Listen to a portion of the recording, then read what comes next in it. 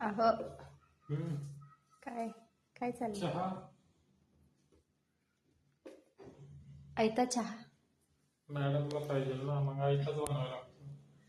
Madam हाताने करून पित नाही, मग काय करायचं? म्हणजे मी चहा बनवते, तुम्ही चांगलं बनवताय एवढंच. तुला माझ्या हातचा लागतो ना, हा, म्हणून काय करणार.